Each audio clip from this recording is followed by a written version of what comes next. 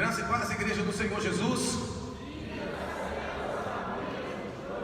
Vamos cumprimentar os irmãos da live. Nós não podemos esquecer que tem irmãos nossos que são grupo de risco e que estão ávidos para terem a oportunidade que nós estamos tendo agora, mas eles não podem estar aqui. Estão acompanhando de seus lares através da live, e eu quero pedir vocês para vamos descansar as cadeiras, fique sobre os pés, levanta a tua mão direita. Vamos saudar os nossos queridos discípulos, irmãos, amigos, talvez pessoas de outras denominações que estão nos prestigiando com a live em sua casa. Levante a sua mão direita, diga assim: queridos irmãos da live, queremos agora vos transmitir o nosso abraço e a nossa saudação de paz em Cristo Jesus. Estamos todos os dias orando por vocês. O Senhor Jesus está cuidando de tudo. Receba o nosso abraço. Vamos aplaudir os irmãos da live bem forte. Deus os abençoe, irmãos. Obrigado pela participação de vocês. Em Jesus Cristo somos mais do que vencedores. Deus abençoe. Graças a Deus. Pode tomar o seu assento, Deus abençoe. Queridos, hoje o tempo também, ele é preciosíssimo, o tempo está corrido, vamos ganhando tempo, e por causa disso, eu quero já pedir os auxiliares da mesa da ceia, que já podem, preparando aqui, por favor, já podem preparando aqui, por gentileza, mas procedem a lavagem das mãos, por favor, pode lavar as vossas mãos. Eu queria pedir a pastora Miriam para proceder à lavagem das mãos e auxiliar aqui, por gentileza, pastora, auxilie os nossos queridos irmãos também, por favor, porque está um pouco reduzido. Alguns vieram no primeiro culto das 19 horas, das 17, melhor dizendo. Outros que fazem parte da equipe grupo de risco, não podem estar aqui. Então a equipe da ceia também está reduzida. Então eu peço por gentileza, pastora, para ajudar os irmãos. Já podem ir adiantando para ganharmos tempo. Bom, amados, nós vamos hoje retomar esse tempo muito especial que nós estamos tendo todos os domingos em nossa igreja, sobre as ministrações no livro de Apocalipse. E uma coisa que tem alegrado muito meu coração é que quando eu termino uma ministração, não são poucos, são vários os irmãos, discípulos que me procuram, quer seja ao término do culto, quer seja outro dia, outro momento, e buscam esclarecer algumas dúvidas. Outros me chamam no WhatsApp me perguntando: pastor, o senhor disse em determinado momento, eu fiquei com essa dúvida aqui, pastor, porque mensagens e ministrações de escatologia, elas são complexas. Por quê? Porque você precisa ligar as profecias dos profetas lá do Velho Testamento, como o profeta Ezequiel, profeta Daniel, profeta Zacarias, Sofonias, e elencar com os fatos e as revelações proféticas que João, na ilha de Patmos, recebeu do nosso Deus e registrou, surgindo aí então o livro das revelações, que é o livro de Apocalipse. Não é difícil entender, não é difícil, basta inclinar a atenção, abrir o coração, que nós conseguimos aprender sobre escatologia. Por que as ministrações elas são escatológicas? E nós estamos hoje já no terceiro domingo, não é isso? Quarto domingo, um mês. Por quê? Porque o tempo é propício. Estamos vivendo e observando sinais e situações no mundo inteiro, queridos, que deixam a clara evidência que a igreja está a um passo do rapto. Nós estamos a um passo do arrebatamento da igreja. Então nós já falamos sobre os sinais que antecedem o arrebatamento, primeiro domingo, entendemos que não há nenhum sinal mais para acontecer, tudo já aconteceu, todos. Aprendemos que das 70 semanas de Daniel, o tempo que nós vivemos hoje, nós estamos na 69ª, nós estamos na 69ª semana, a geração de hoje. E a 70ª semana se dará, das 70 semanas de Daniel, assim que aconteceu o arrebatamento da igreja. Então nós estamos parados no número 69 da semana, das 70 semanas de Daniel. O tempo hoje é a 69 semanas. A 70ª, ou seja, a 70 semana se dará quando aconteceu o arrebatamento da igreja. Aprendemos isso. Aprendemos o que se dará nesta terra após o arrebatamento da igreja. Aprendemos sobre isso aqui. Vimos que vai surgir o oportunista, né? Que conhecemos como o anticristo. Além de anticristo, ele é quem mesmo no Apocalipse? No Apocalipse, a besta. Aprendemos que quando se fala da besta que subiu do mar e a besta que subiu da terra, é o mesmo anticristo. Trata-se do mesmo personagem, não são distintos. Aprendemos isso. E aprendemos como que ele vai agir após o arrebatamento da igreja aqui na terra, enganando a muitos. Aprendemos no domingo passado como que se dará o fim do anticristo. E aí eu quero fazer uma pergunta, e eu quero pedir quem esteve aqui de tarde, não responda. Deixa eu saber como é que está o nível de conhecimento, se vocês estão retendo o conteúdo mesmo. Como que se dará, à luz da Bíblia, o fim do anticristo? Puxa um pouquinho aí e fala, pode ir, o autoriza. O anticristo? Mas como que se dará o fim dele? Como que Jesus vai pôr um fim nele? Parabéns. Quem falou sobre? Parabéns. Segunda carta de Tessalonicenses. Segunda Tessalonicenses, capítulo 2, versículo 8. Com o assopro da sua boca, na batalha do Armagedon, com o assopro da boca do Senhor Jesus, ele vai aniquilar o anticristo e vai lançar o anticristo no abismo, não é isso? Não. Onde é que o anticristo vai ser lançado? No lago de fogo. Juntamente com ele, quem vai? Não, a besta e o anticristo é a mesma coisa. O falso profeta.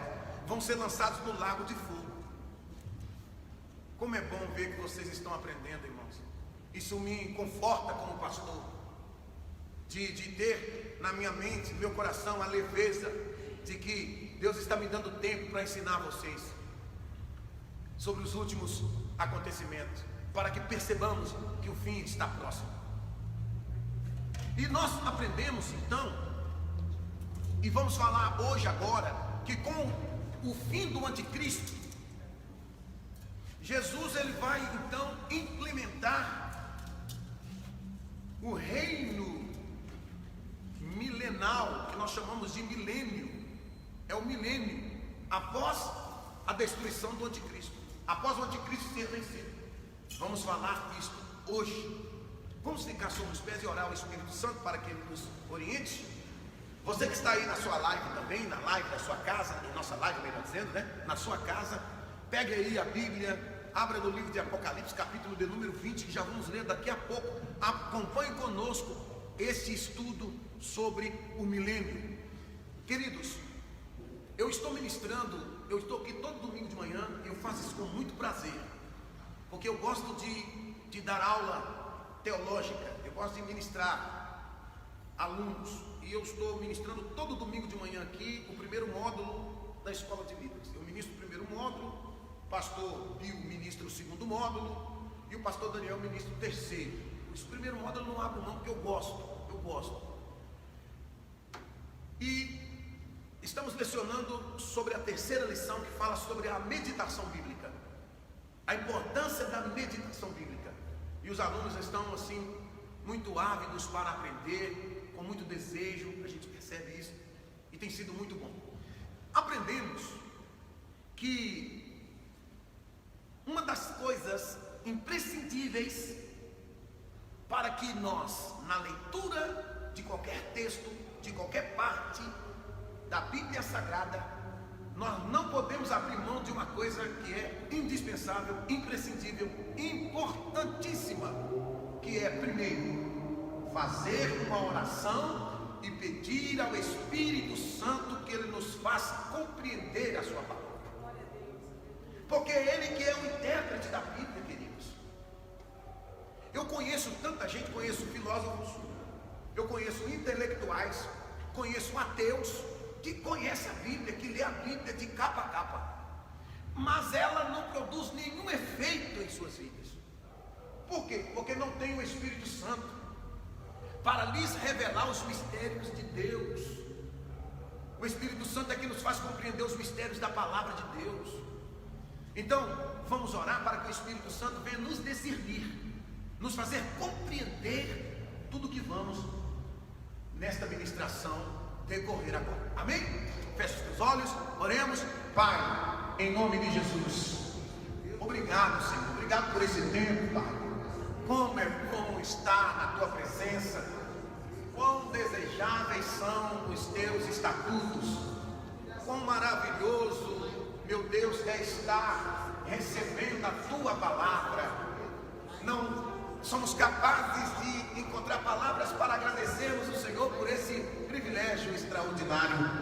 Nós vimos também orar no nome de Jesus e pedir que o Espírito do Senhor, aquele Espírito que consola, aquele Espírito que fortalece, o mesmo Espírito que alegra, o mesmo Espírito que convence o homem do pecado e do juízo, o mesmo Espírito que nos ajuda nas nossas intempéries e tribulações, ele vem agora a, meu Deus, tratar através da tua palavra, abrindo o nosso entendimento, nos trazendo compreensão, nos trazendo lucidez, nos trazendo clareza da mensagem que vamos decorrer aqui agora. Portanto, Espírito Santo, fale com a tua noiva, que ninguém saia daqui com dúvida. Fale com os irmãos que estão na live, nas suas casas, e que estão, meu Deus, esperançosos para receberem esta palavra. Assim nós pedimos a ajuda do Espírito Santo, nós oramos em nome de Jesus. Amém e amém. Pode assentar, dê uma forte salva de palmas, forte, mais forte. Glória a Deus, glória a Deus, aleluia. Vocês lembram que uma vez eu falei que nós estamos vivendo uma época em que os pregadores de hoje, eles precisam saber e ter certeza do que eles estão, porque o povo de hoje, o povo está estudado, o povo está facultado, o povo estão lendo, e não é qualquer coisa que você prega aqui que as pessoas vão engolindo. Vocês lembram que eu falo isso para vocês? Isto obriga o palestrante, obriga o pregador a estudar, para que quando ele assuma esta tribuna, ele ministre com firmeza, ele tenha certeza do que ele vai palestrar, do que ele vai pregar. Domingo passado eu fui corrigido pelo meu filho, o Reginaldo, e ele fez muito bem, Aquele negócio, né? Você está pregando, tem médico, aí tem advogado, você está pregando, tem engenheiro que entende de números, né? Então o Reginaldo chegou para mim e falou assim: ô meu pastor, disse que palavra maravilhosa. Primeiro ele veio passando, né? Primeiro ele veio elogiando, né? Ô meu pastor, que palavra maravilhosa. Mas, o senhor falou que tem 300 mil metros quadrados, 300 mil metros, né? O lugar que vai acontecer a guerra do Armagedon. Eu falei, 300 mil metros de distância, não foi? Não foi 300 mil metros de distância? Vocês lembram que eu falei? Da guerra do Armagedon? Não vai ser uma planície de 300 mil metros de distância? Quem se lembra diz amém? Pois é, ele engenheiro, não entende número, ele falou, não é 300 mil metros de distância não, é área, 300 mil metros de área, pastor.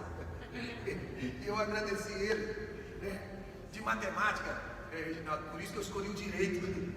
Mas de qualquer forma, obrigado, viu? Obrigado pela correção, a gente aprendendo, né? Sempre aprendendo. Eu falei 300 mil metros de distância, né? De distância dá só isso, né? Dá assim, né? De forma vertical, não é isso? Agora quando se fala 300 mil metros de área, aí dá a entender que é um espaço bem amplo. Agradecer o Reginaldo pela correção, ele me ensinou domingo passado. Então é isso. Bom, queridos, vimos que o anticristo será vencido, vai ser lançado no lago de fogo com o falso profeta. Quando o anticristo for vencido, Jesus Cristo então, ele vai implementar o seu governo aqui na terra, que chamamos de milênio. Jesus vai governar por 1000 anos. Só para lembrar vocês que quando, depois da batalha do Armagedon, quando Jesus Cristo vencer os exércitos das nações que vão vir massacrando algumas cidades, povos de Israel, aprendemos que nem todo judeu será salvo. Porque tem judeu que, apesar que ele é da descendência de Abraão, mas ele não crê em Deus, ele não é fiel a Deus. Prova disso é o rei Acabe, né?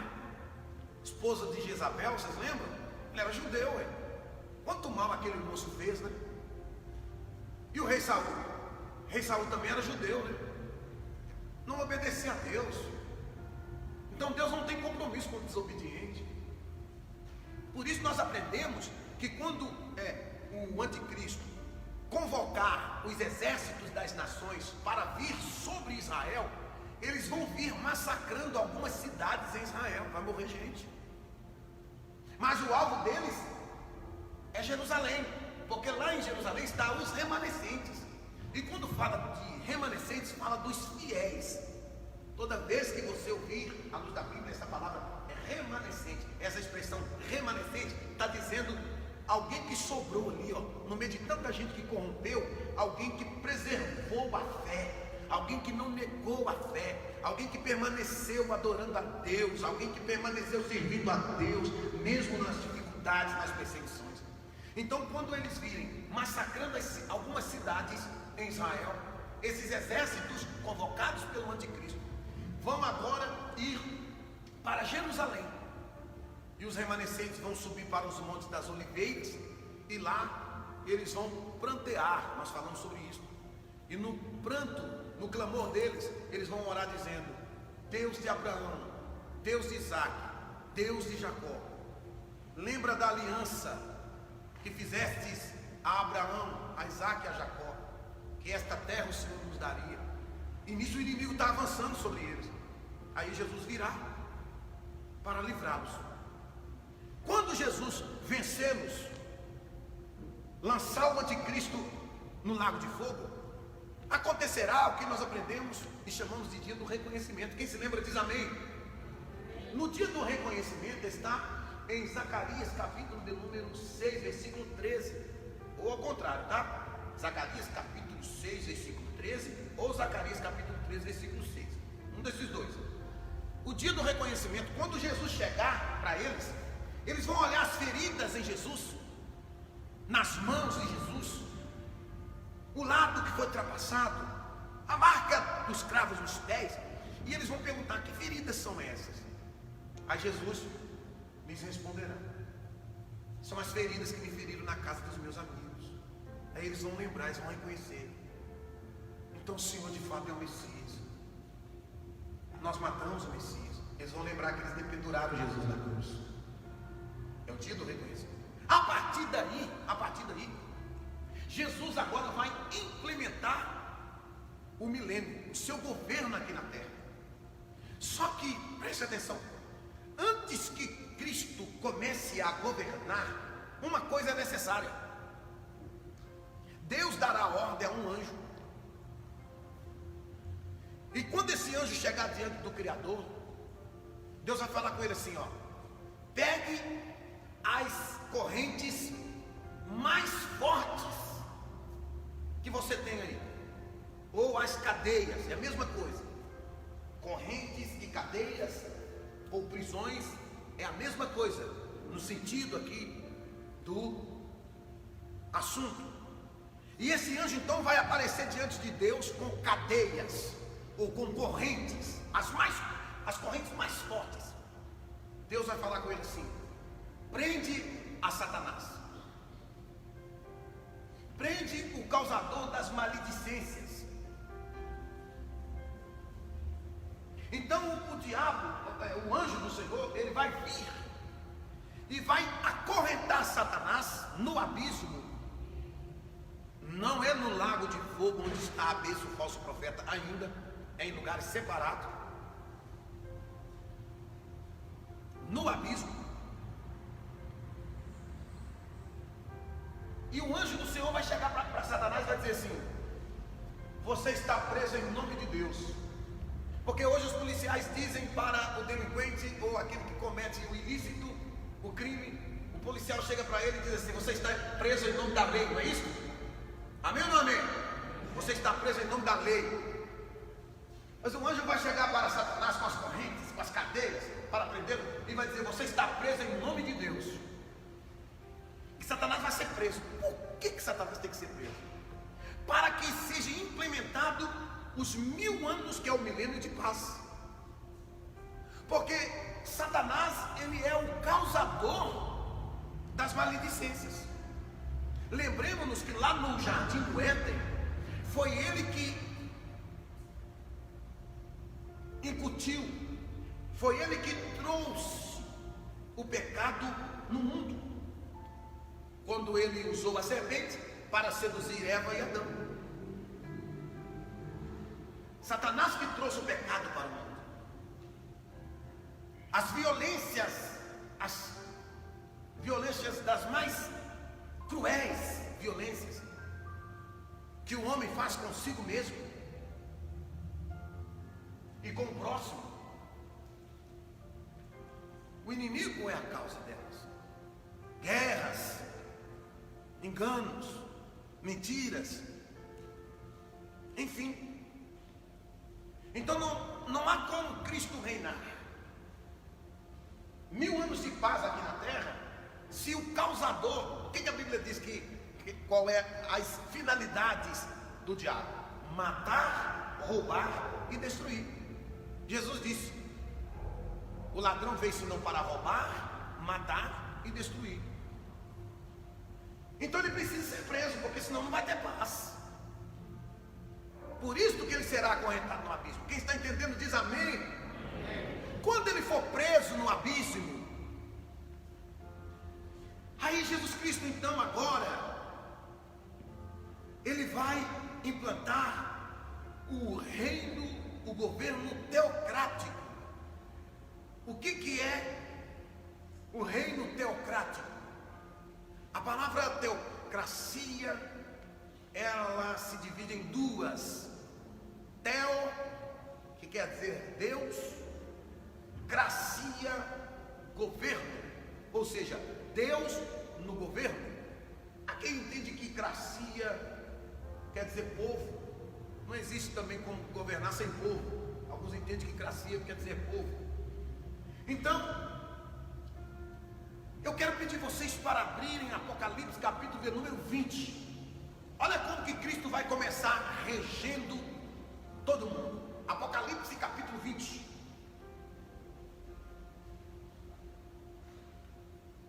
Quero pedir a vocês que tenham um pouco de paciência. É importante para nós compreendermos a palavra do nosso Deus. E daqui a pouco participaremos da ceia do Senhor Jesus. Apocalipse capítulo 20. Meus queridos, acharam? Eu já achei. Olha o versículo de número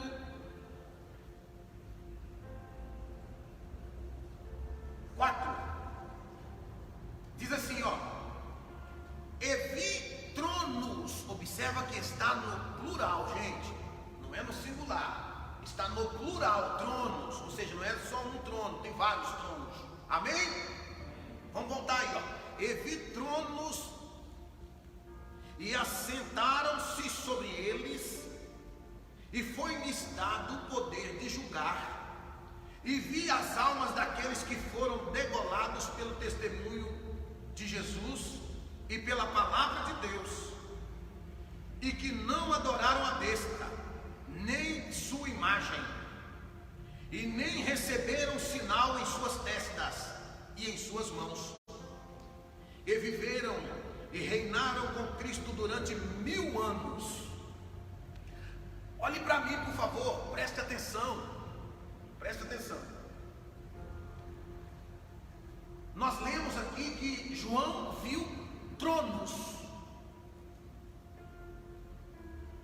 Se você buscar o título do capítulo de número 20 de Apocalipse, o título é: Satanás foi amarrado por 1000 anos e os fiéis reinam com Cristo. O título do capítulo 20 que lemos é isso.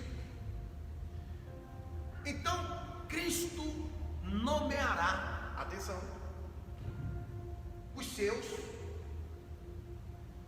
que se assentem nos tronos para julgar quem? Julgar os representantes daquelas nações que ouviram a convocação do anticristo e enviaram os seus exércitos para destruir Israel. É importante nós compreendermos que na batalha do Armagedon, Cristo vencerá os exércitos. Quando fala que Cristo vencerá as nações que cercaram Israel, é porque cada exército, por exemplo, se o exército brasileiro for em uma guerra em outro país, quem está lá é o Brasil. Quem está entendendo diz amém. Quem está lá é o Brasil, representado pelo seu exército. Então, na batalha do Armagedon, Cristo, para livrar Israel, destruirá os exércitos das nações. Mas observe bem, quando um presidente de uma nação recebe pedido de apoio de uma outra nação para uma guerra, o que o presidente faz? Ele envia o exército da sua nação para ir. Ele não vai não. Ele não vai. Mas a nação dele está representada lá através do seu exército. Então o seu exército já foi dizimado por Jesus lá na batalha do Armagedon. E esse presidente que enviou o seu exército contra Israel? Eles serão julgados nestes tronos, serão vários. Olha que coisa interessante. Então, o julgamento será por representante de nações. Aqueles que, quando o anticristo convocou guerra contra Israel, eles consentiram, eles deram o ok ao anticristo, que era o líder mundial, governo mundial. Olha, gente, queridos, e tudo já está sendo preparado para o governo mundial. Hoje nós ouvimos a expressão nova ordem mundial, né? Quem já ouviu essa expressão? Se fala muito, está tudo sendo preparado. A mente das pessoas, os argumentos, as narrativas dos políticos, dos líderes mundo afora. Vocês querem ver uma coisa? O mundo está sofrendo duas grandes crises. Primeiro, a crise sanitária, por causa da pandemia. Segundo, é o que chamamos de segunda onda, que é pior do que a primeira, que é a crise econômica, que vai abater sobre todas as nações. Nós estamos falando aqui no Brasil de mais de 14 milhões de desempregados. Lá nos Estados Unidos chega perto de 24 milhões de desempregados. Estou dizendo Brasil e Estados Unidos.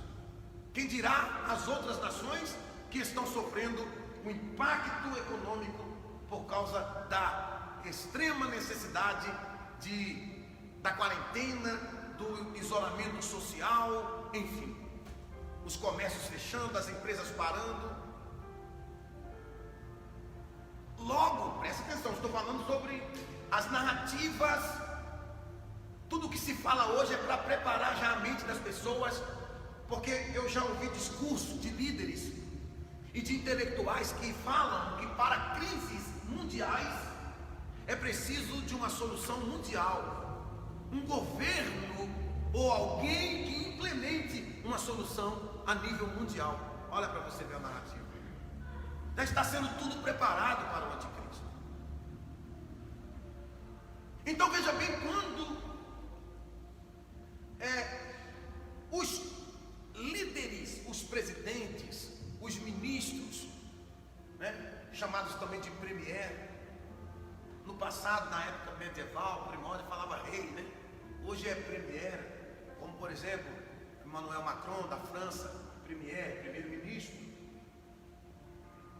Aqui no Brasil, o sistema presidencialista, presidente Bolsonaro. Nesses tronos que nós lemos aqui, serão julgados os representantes das nações que enviaram seus exércitos na batalha do Armagedon. Eles serão julgados para quê, pastor? Vão ser mortos? Não. Eles vão ser julgados para que a sentença e o juízo de Deus sobre eles seja este: não participarão do governo de Cristo. Quem está entendendo diz amém. Porque o governo de Cristo vai ser mundial.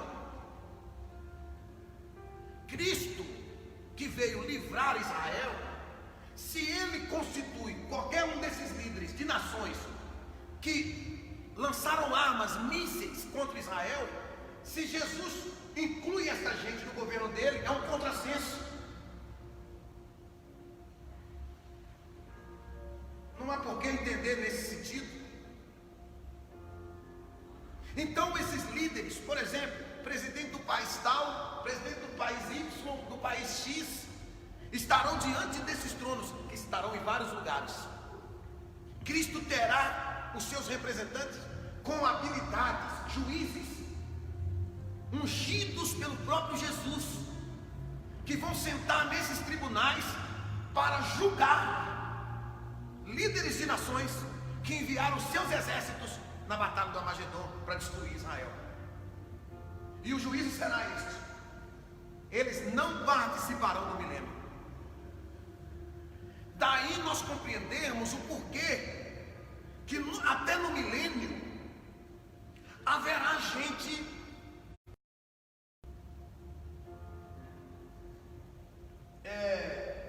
desagradando do reinado de Jesus.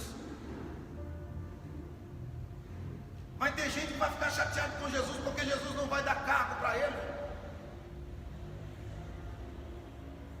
Ele foi julgado, nem ele nem a sua nação. O julgamento sobre ele trará efeito sobre a sua nação. Então a sua nação não terá representante no milênio. Agora você entende por que quando Satanás for solto, ele vai conseguir enganar a gente? Porque vai ter gente insatisfeita até com o reinado de Jesus. O homem é tão terrível que até Jesus reinando com equidade, com justiça, vai ter gente. O homem é muito difícil, gente. Vai ter gente ainda desagradando do governo de Jesus. Por isso que Satanás, depois de 1000 anos, vai ser solto e ainda vai conseguir enganar a gente. Nós vamos falar sobre isso domingo que vem. Então, meus amados, seguindo aqui, Jesus, ele vai agora para o trono de Davi. E ele vai herdar o trono de Davi por sucessão genealógica. Por quê? Vocês lembram que quando ele entrou em Jericó, o cego Bartimeu, precisando de um milagre, ele olhou para Jesus? Olhou não, ele ouviu que Jesus estava... Ele viu que Jesus estava por ali. Alguém disse que o mestre estava por ali. E ele perguntou: Que barulho é esse? Alguém disse, é o Nazareno. Aí a expressão do cego Bartimeu foi essa: Filho de Davi, tem misericórdia de mim. Em outras palavras, que o cego quis dizer para Jesus: tu és o herdeiro do trono de Davi. Quem está sentado lá agora não é o herdeiro é o Senhor. Então, Jesus, pela sucessão genealógica, ele é o sucessor como herdeiro no trono de Davi. Ele vai então sentar no trono de Davi. E ele então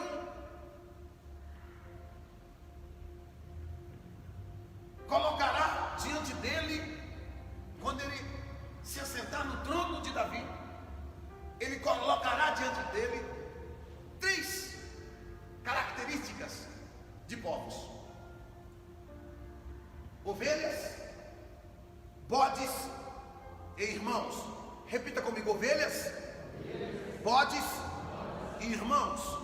Eu vou aqui explicar para vocês quem são as ovelhas, quem são os bodes e quem são os irmãos. As ovelhas são os amigos de Israel, aqueles que não fizeram guerra contra Israel. São os amigos de Israel. Como por exemplo, hoje nós vimos os Estados Unidos, são um dos principais parceiros de Israel. Os Estados Unidos é uma espécie de escudo. Os Estados Unidos, que é, por enquanto, ainda a maior potência do mundo, não sei quanto tempo ele continuará ostentando essa posição, porque nós vimos aí a China querendo tomar a dianteira, sem cuidar da lisura do seu crescimento, né? Usando todos os meios, todas as formas legítimas e até ilegítimas para tomar a dianteira. Como eu acompanho muito noticiário, sou muito antenado, cientistas e pesquisadores descobriram que o coronavírus estava lá em Barcelona desde janeiro de 2019. Desde janeiro de 2019, em Barcelona, na Espanha, já tinha o coronavírus. Então a China escondeu muitas informações. E quando falou, não falou de forma clara.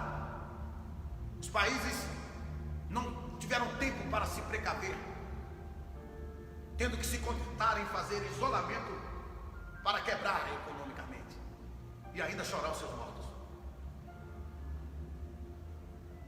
Então, por enquanto, os Estados Unidos é a maior potência, até quando a gente não sabe. E eles são parceiros de Israel. Então, haverá as ovelhas aqui que estarão diante de Jesus, são os amigos de Israel, aqueles que não vão se revoltar contra Israel.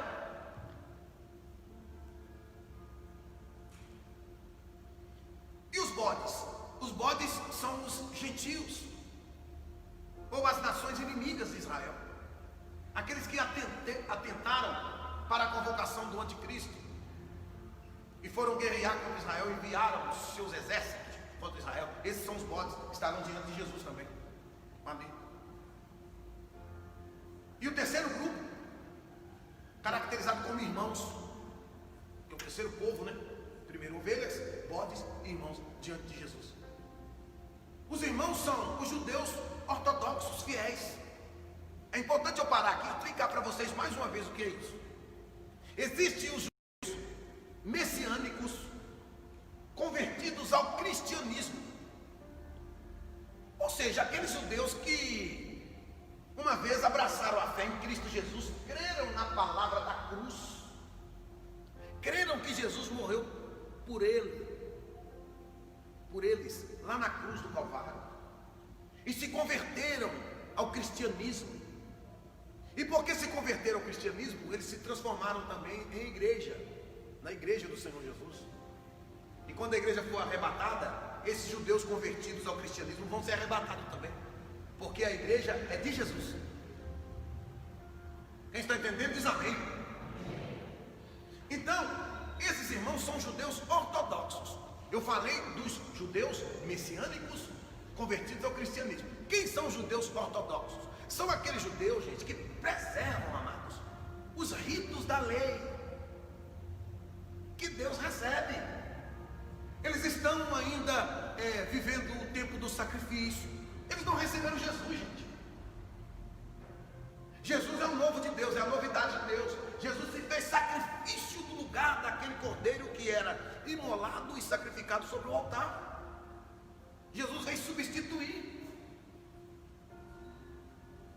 Os judeus ortodoxos, por não terem, portanto que eles penduraram Jesus, mataram Jesus, eles ainda permanecem cultuando a Deus como Abraão, Isaac, Jacó. Vocês lembram de Elias que erguia o altar e imolava o animal, colocava lá em cima e ateava fogo? De sorte que a fumaça que subia era a adoração que chegava ao Deus Todo-Poderoso. Abraão fazia muito isso.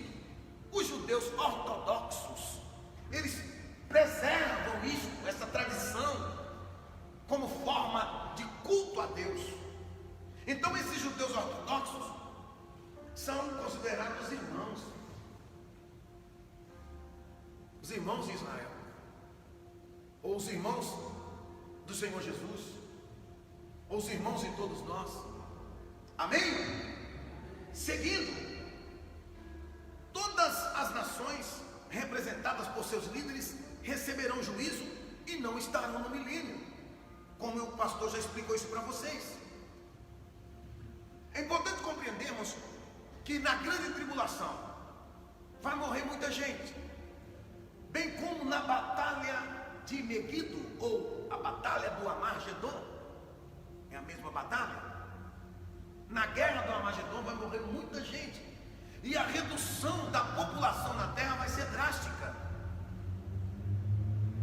Entende-se, os estudiosos, que será dizimada a terça parte da terra na grande tribulação, em conjunto daqueles que vão morrer na grande tribulação, juntamente com os que vão ser mortos na batalha do Armagedon. Lembrando que na batalha do Armagedon haverá sangue na altura de um freio do animal,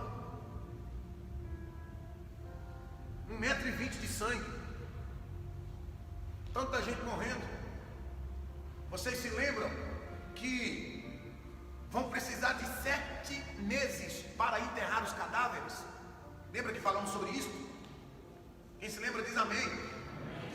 Se lembram que nesse íntere Deus vai convocar um anjo. Esse anjo vai colocar assim em pé no sol e vai chamar todas as aves para o banquete de Deus. E que banquete é esse?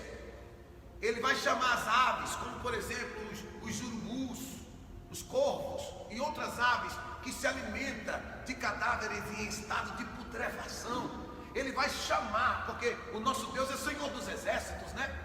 Ele tem exército na terra, que é o seu povo. Ele tem exército nos mares, que são os animais marinhos. Ele tem exército no céu, que são os anjos. E ele tem exército também no meio dos pássaros. Então o anjo vai se colocar em pé no sol e vai chamar a todas as aves para o banquete de Deus, ou seja, para que as aves comam as carnes de reis, grandes, pequenos, livres e servos, que vão estar em estado de putrefação sobre a terra depois da batalha do Armagedon. É muita gente. Aprendemos também que os homens precisarão de 7 anos para juntar os destroços da guerra. Imagine. Então, no milênio, a terra, ela foi, quando chegou o milênio, em termos de popularidade, a terra foi dizimada na sua terceira parte. A terça parte da terra foi dizimada. Então, a redução será muito abrangente, será muito drástica a redução da população, por esses motivos. Como eu disse a priori no início aqui da ministração, o milênio é a implantação do reino de Deus aqui na terra, é Deus governando através de Jesus Cristo. Haverá, queridos, muita glória em Jerusalém, porque é de lá, quando se fala de Jerusalém e Sião, é o mesmo lugar. Sião, Jerusalém é o mesmo lugar.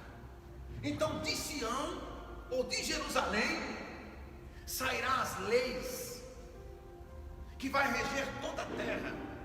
A gente não fica hoje reclamando, a gente não vê as pessoas reclamando que a nossa Constituição precisa ser mudada. A nossa Constituição brasileira precisa ser modulada ou melhorada, apesar que a nossa Constituição ela é considerada nova, tem apenas 30 anos e pouco, 31, 32 anos, enfim. Existem constituições aí de nações que são muito mais antigas do que a Constituição brasileira, mas ainda assim nós vimos grupos aqui no Brasil, até de juristas, homens cultos em leis, intelectuais, que entendem que a Constituição já precisa ser modulada, precisa ser modificada, porque ficou arcaica em alguns pontos, devido ao estado de mutação da sociedade. Porque na medida que a sociedade vai mudando, porque a sociedade ela não é estática, né? Ela vai mudando, a sociedade vai mudando, então precisa se mudar as leis. No milênio não vai ter isso não. A Constituição vai ser a Constituição do céu. Por quê, pastor? Será a Constituição perfeita. Por isto que hoje as pessoas reclamam, pedindo modulação, mudança, transformação na Constituição, tanto no Brasil quanto em outros países. Por quê? São leis criadas por homens. E ser criada por homens são suscetíveis de falhas, de erros. A perfeição está apenas em Deus. Então as leis virão de Sião para todo mundo. A lei que de Sião ou de Jerusalém, do qual Jesus vai estar sentado lá no trono, regendo no milênio toda a terra, a lei servirá para todos os lugares do mundo. Não haverá diferença. Por exemplo, aqui no Brasil, apesar que a nossa Constituição ela é mista, né? O Brasil importa muita coisa lá de fora. Até a Constituição do Brasil é mista. Faz face com direito americano, alemão e por aí vai. A Constituição do Brasil é misturada. No milênio não. No milênio vai ser uma só. Como diz, né? Aqui no Brasil é como law. Lá nos Estados Unidos aqui é civil law. Civil law. Lá é como law. No milênio não. No milênio vai ser uma lei que sairá de Sião, que vai reger toda a terra. É a perfeição de Deus. Por quê? Jesus, ele será conhecido como Rei de Israel, Rei de justiça e Rei de toda a terra. Por isso que as leis sairão de Sião. Repita comigo: Rei de Israel, Rei de justiça e Rei de toda a terra. Então as leis sairão de lá. É Rei de toda a terra. Não é Rei apenas do Brasil, é Rei de toda a terra. Aí vem a pergunta, já estamos caminhando para o final. E a igreja, pastor? Onde estará a igreja nesse momento? Cristo veio, está aqui na terra, governando, e a igreja? Onde estará? A igreja estará glorificada. Pastor, explique melhor isso. Vou explicar. A igreja aparece e desaparece. Pastor, não estou entendendo. Preste atenção, vamos entrar mais, você vai entender. O corpo glorificado, ele não está mais sujeito às leis da física, gente. Jesus deu exemplo disso quando ele ressuscitou ao terceiro dia. Quando ele ressuscitou ao terceiro dia, os seus discípulos estavam dentro de uma casa, estavam com medo e trancaram portas e janelas. De repente Jesus aparece lá no meio deles, sem que alguém lhe auxiliasse, abrindo-lhe uma porta para que ele passasse, ou abrindo-lhe alguma janela para que ele entrasse. Ele estava com o corpo glorificado. Então, quando você está com o corpo, quando a igreja receber corpo glorificado, ela não está suscetível, ela não está passiva, ela não está sujeita à lei da gravidade, não está sujeita. Então, onde vai estar a igreja nesta hora? Ora está no céu, ora está na terra, ora está no céu, ora está na terra, está glorificada. E até porque entende-se que a igreja também vai reinar com Jesus aqui. A igreja reinará com Jesus. O que também não nos tira o direito. Por exemplo, igreja do Senhor Jesus. Jesus está reinando 1000 anos aqui. E eu vim com ele. E na hora que me der vontade, eu vou lá no céu. Quem vai me impedir? Meu corpo está glorificado. Não existe lei de gravidade. Não existe limitação. Eu vou lá no céu. Apareço aqui. Apareço lá no céu. Volto aqui de novo. Quem está entendendo diz amém. A igreja estará glorificada nesse tempo. É importante nós compreendermos que, olha para você ver, para você, Lázaro não ressuscitou. Lázaro, o que aconteceu com Lázaro foi ressuscitamento, não foi ressurreição. Ressurreição é quem ressuscita, quando é ressurreição, ressuscita para nunca mais morrer. Agora, quando é ressuscitamento, ressuscita para morrer depois. Porque Lázaro, aconteceu o ressuscitamento, mas depois ele morreu, né? Depois ele morreu. Daí a algum tempo. Ressurreição não. A ressurreição ressuscita-se para não morrer nunca mais. Porque recebe o corpo glorificado. Amém? Quem está entendendo diz amém, amados. Ô glória. Queridos, caminhando para o final, nesse período, enquanto Cristo estiver reinando, governando a terra, no reino milenal, no milênio, deixa eu ficar aqui perto da live aqui, no milênio, os homens, eles atingirão a idade das árvores. O que, pastor? Sim. Os homens atingirão a idade das árvores. Quando nós falamos que os homens atingirão a idade das árvores, queremos dizer que os homens terão longevidade. Nós vimos árvores aí com 200 anos, gente. Existem árvores com quase 300 anos ou mais. Tem ou não tem? Os homens atingirão a idade das árvores. E não é difícil compreender, não. Pastor, me explica isso. Tá bom, meu querido. Você sabe por que o homem hoje, ele envelhece tão rápido? Porque isso está muito atrelado ao tipo de alimentação, né, que ele se alimenta.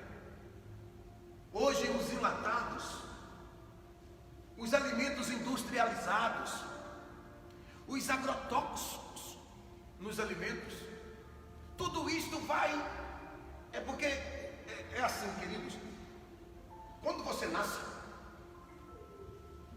nasceu, você, quando vai se passando os dias, você vai ficando longe do berço e perto da sepultura. Essa é uma realidade.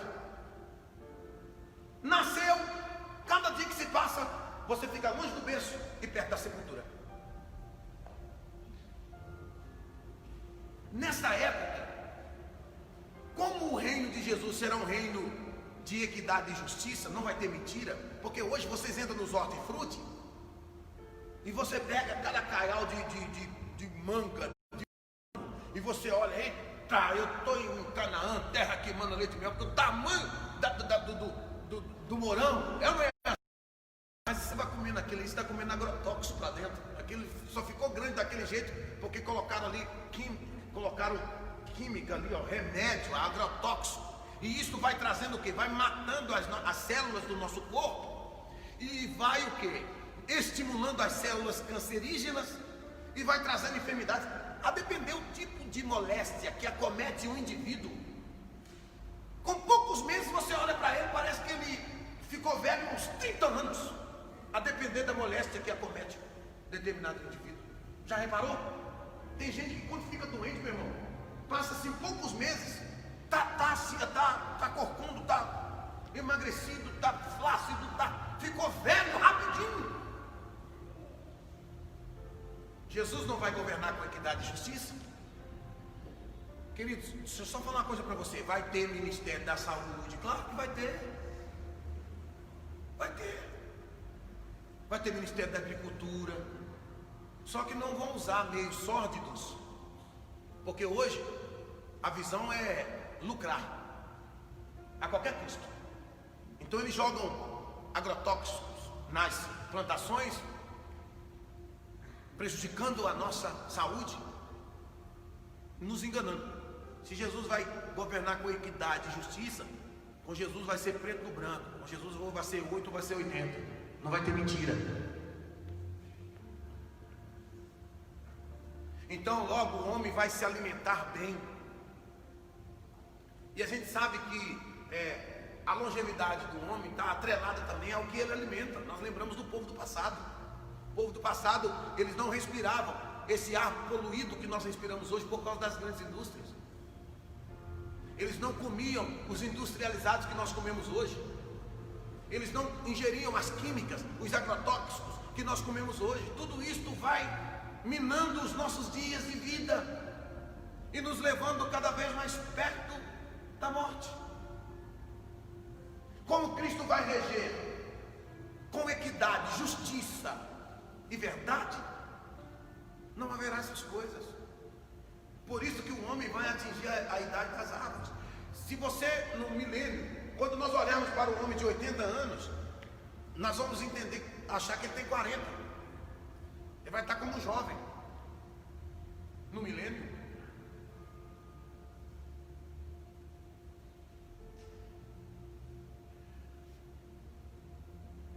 E nós entendemos que como Satanás, nesses 1000 anos, ele estará preso, a própria instituição dos animais voltarão a ser dóceis, porque Satanás é a causa das maledicências. Até os animais estarão dóceis. Vocês lembram que eu falei para vocês que o urso vai comer com o leão? Quem já viu hoje um urso comendo com um leão, gente? Eles se pegam e se estraçalham.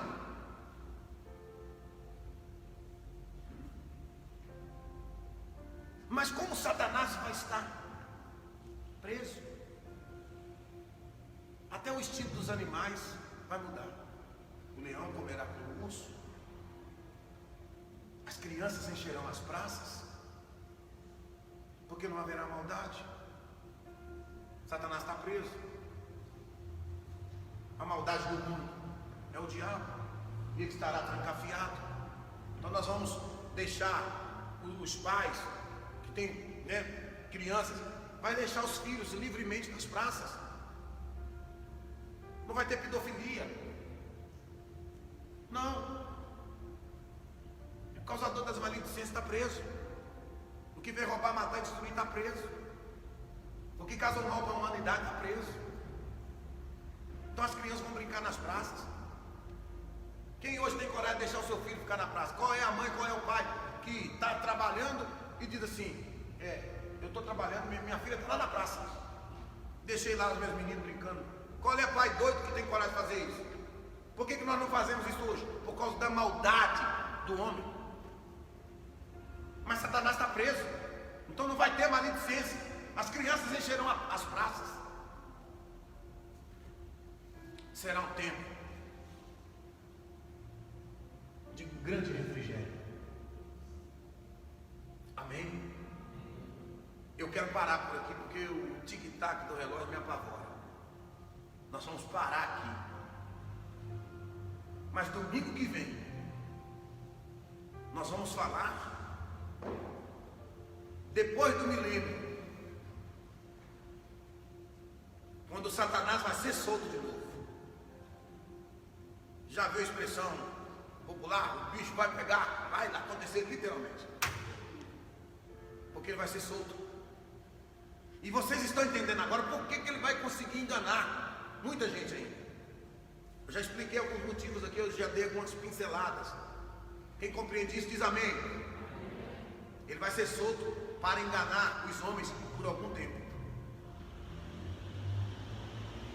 Nesse período do milênio, haverá pregadores, que alguns teólogos entendem que são os 144 mil. Por que 144 mil? 12 mil tirados da tribo de Efraim, 12 mil tirados da tribo de Zebulon, 12 tribos tiradas da tribo de Isacar, 12 tribos da tribo de Dan, 12 homens da tribo de Gade, 12 homens da tribo de Isacar, enfim. 12 vezes 12, 144. Então esses 144 virgens, homens que não coabitaram com mulheres, virgens, vão sair pelo mundo pregando, não mais o evangelho de boas novas. O evangelho das boas novas é pregado hoje pela igreja. Eles vão estar saindo no mundo afora, 144 mil pregadores, pregando o evangelho do reino. Ou seja, eles vão chegar nos lugares e vão dizer assim, no milênio: quem aceita Jesus como seu rei? E não é que vai ter gente que não vai querer? Vai ter gente que não vai querer? Mesmo Jesus governando com equidade e justiça. Eu não disse que vai ter gente que vai ser julgado, que vai estar fora do governo de Cristo. Você acha que essa gente que se revoltou contra Israel e que Jesus é justo, de forma justa, não lhes permitirá fazer parte do seu governo, porque tentou massacrar Israel? Você não acha que essa gente vai se revoltar? Então esses 144 mil, eu vou até usar um termo aqui popular na questão política para vocês entenderem. Esses 144 pregadores aqui, ó, 144 mil pregadores, eles são uma espécie como os cabos eleitorais de Jesus. O cabo eleitoral de um certo candidato não faz isso? Ele vai lá na tua casa e liga para você, te apresentando o candidato dele? Não é assim? O presidente não tem os seus cabos eleitorais em cada cidade, em cada estado? Não é assim? Então esses 144 mil pregadores, que são homens virgens, que não deitaram com mulheres, eles sairão no mundo, 144 mil, pregando: quem aceita Jesus como seu rei? Haverá também conversão no milênio. Como também não haverá conversão, porque vai ter gente que vai negar, não vai querer Jesus como rei.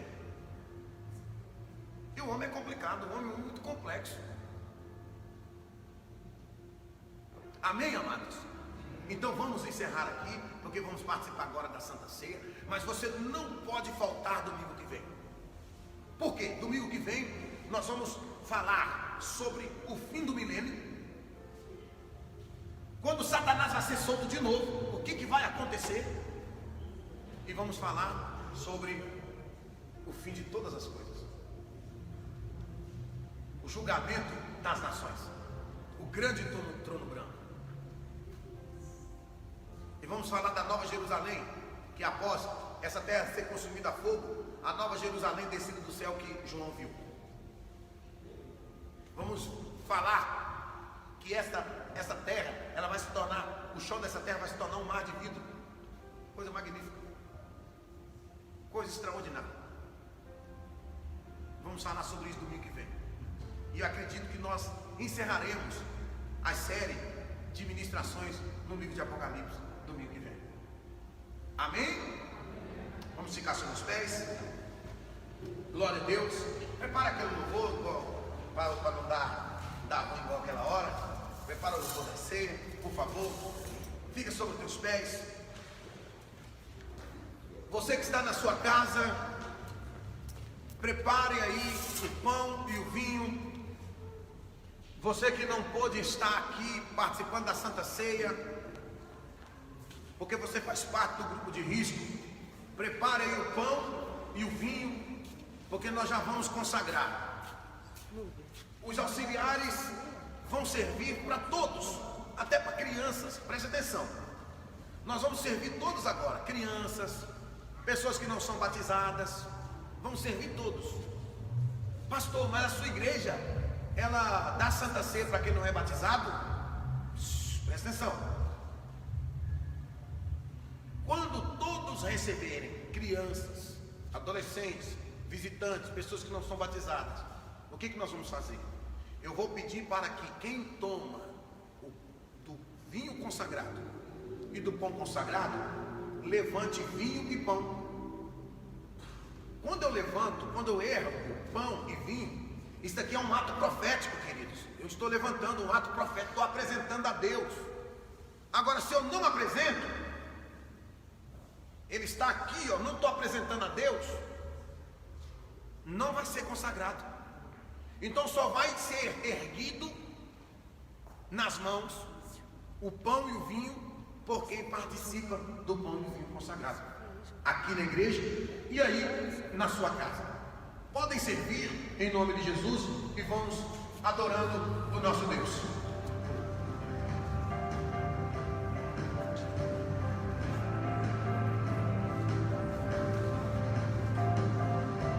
Todos recebem, por favor.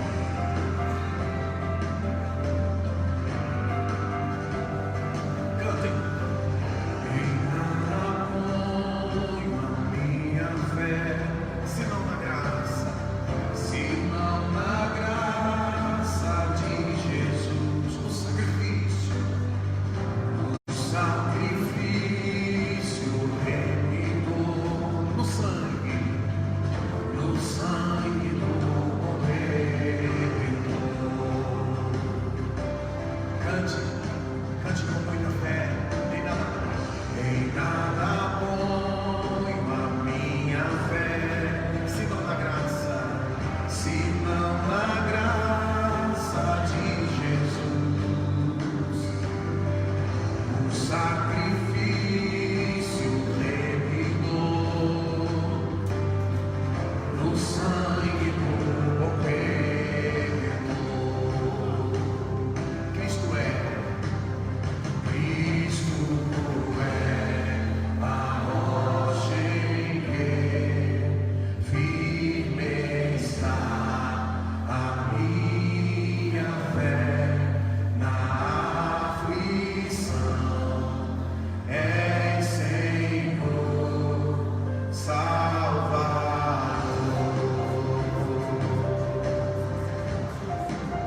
Se não lhe posso a face ver, na sua graça vou viver, na sua graça vou viver, em cada crise sem falhar, em cada crise sem falhar, sempre hei de nele confiar, sempre hei de nele confiar. Mais uma vez, sempre hei de nele, sempre hei de nele confiar.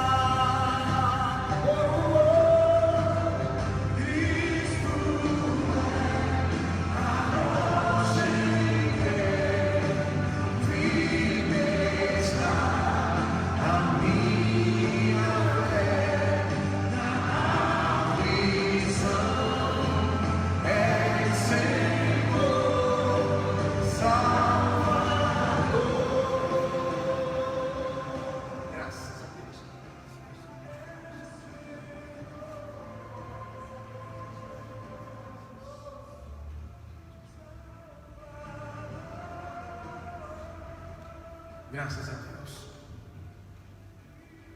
Quem pegou, aliás, você que está aí na tua casa e preparou o pão, coloque ele na tua mão agora, como estão aqui os pães em nossas mãos, aqui no interior da nossa igreja. Você que participa do pão, levante-o agora. Quero pedir aos pais que orientem as crianças. Os pais são responsáveis nesse momento para as crianças não erguer o pão, porque nós vamos consagrar os pães que estão levantados agora. Amém? Oremos.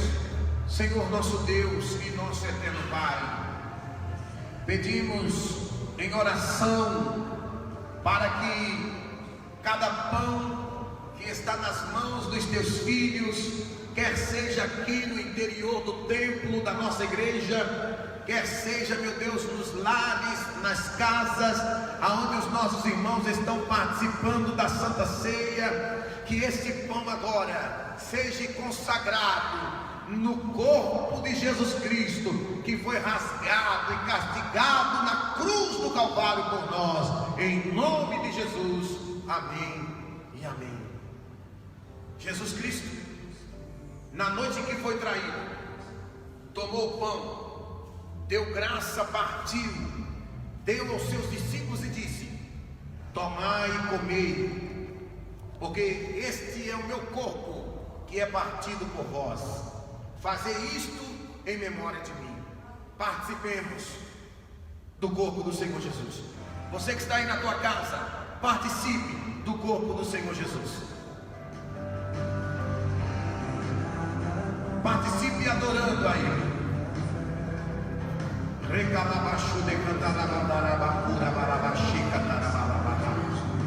Vai adorando.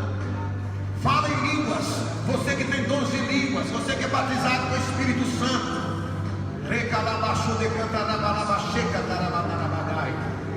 ore em línguas agora, adore a Deus, glorifique a Ele. Participe e sinta a presença do Cordeiro de Deus.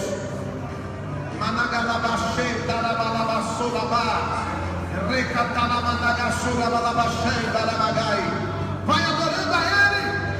Viva o Cordeiro de Deus. Glória seja dada a Jesus Cristo, o Filho do Deus vivo. Aleluia. Glória a Deus. Glória a Deus. Levante agora o cálice. Somente você que participa do cálice consagrado. Tem criança levantando o cálice. Eu estou pedindo pais para observar os filhos. A responsabilidade são dos pais. Apenas quem toma consagrado levante o cálice. Semelhantemente, depois de cear, Jesus Cristo tomou o cálice dizendo: esse cálice é um novo testamento no meu sangue. Fazei isto todas as vezes que beberdes em memória de mim, nosso Deus e nosso Pai. Oramos agora, consagrando este vinho contido em cada cálice, nas mãos dos teus filhos no interior desse templo e nas mãos dos queridos discípulos que estão em suas casas. Oramos e cremos que no nome de Jesus o vinho está sendo consagrado no sangue da nova aliança. Assim seja, em nome de Jesus. Queridos, participemos do sangue do Senhor Jesus.